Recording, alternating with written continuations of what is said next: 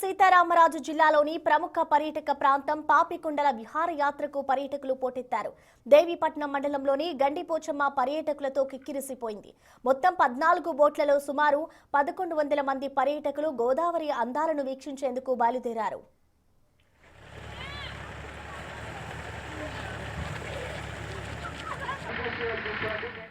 అలాగే అనంతపురం జిల్లా జడ్జి కుటుంబ సభ్యులు కన్నాపురం పీఓ కూడా టూరిస్టులతో కలిసి అందాలను వీక్షించారు.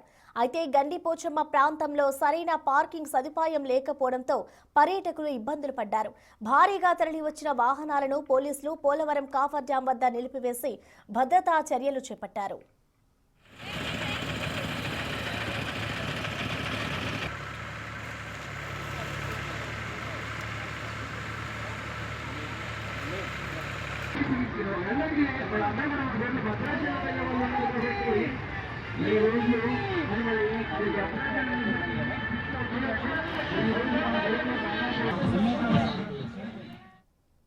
అల్లూరి సీతారామరాజు జిల్లాలోని ప్రముఖ పర్యాటక ప్రాంతం పాపికొండల విహారయాత్రకు ఇటు పర్యాటకులు పోటెత్తారు. పాపికొండల విహారయాత్రకు కన్నాపురం పీఓ కూడా అక్కడికి చేరుకొని జిల్లా జడ్జి కుటుంబ సమేతంగా కూడా అక్కడికి హాజరయ్యారు.